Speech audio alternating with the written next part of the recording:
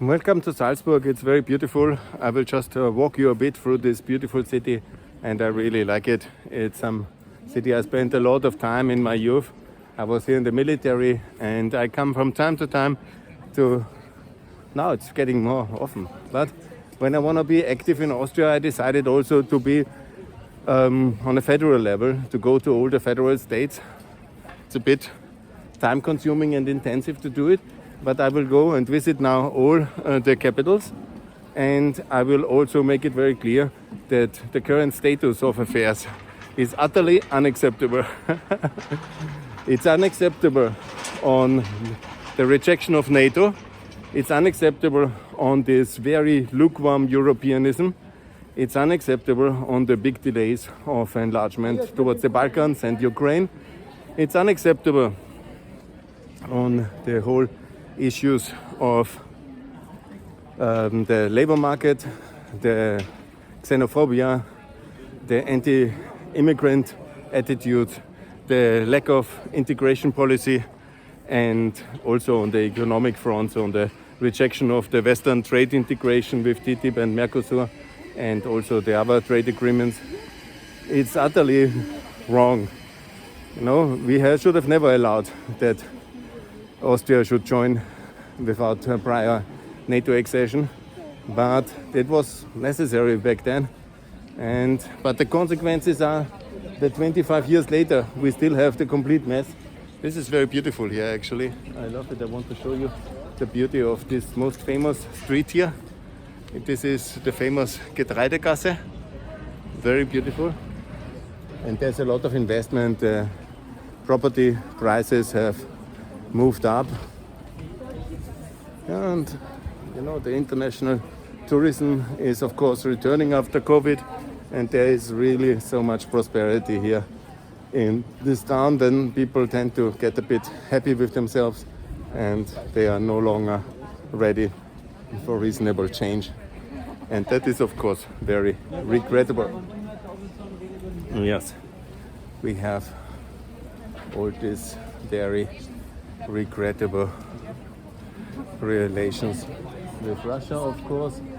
And then the Russians love Austria. There's a wonderful video of Navalny. You can see that, where he's describing all this Russian investment, money laundering in Austria.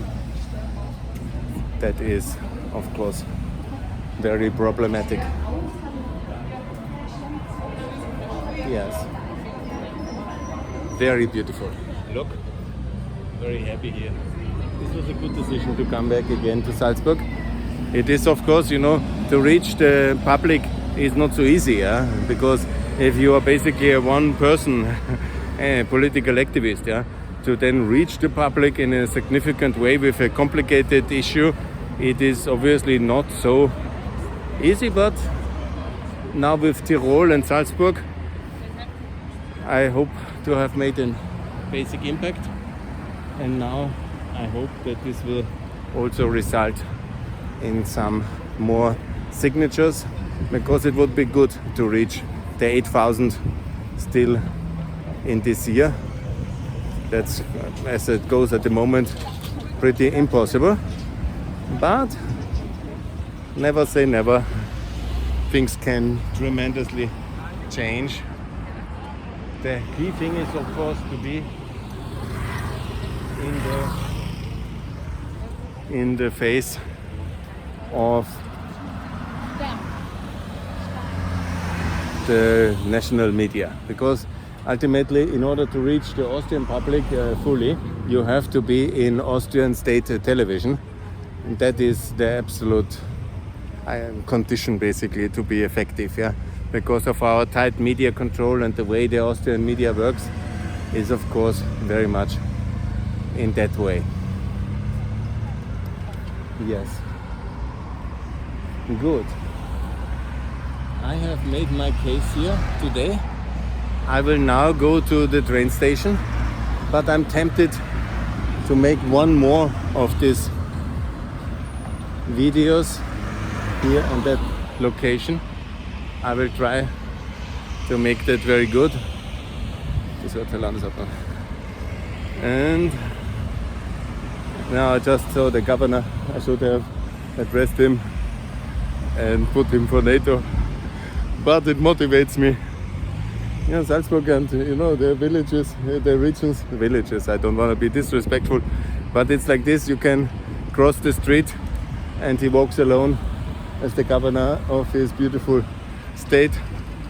And it's not so complicated here ultimately, because this is how it is in Salzburg. Yeah, I know him still from the past. In reality, most Austrian politicians are, when you ask them, when they will say they are for NATO to you, but they will never. There's only the left and extreme right who are really against NATO, because they ideological hate and they pay Master Putin. But most of the others, they know that that would be good, but they are too afraid to do it. That's the basic truth about NATO and Austria. Na gut, thanks a lot, and more to come from Pax Europiana here from Salzburg. Bye.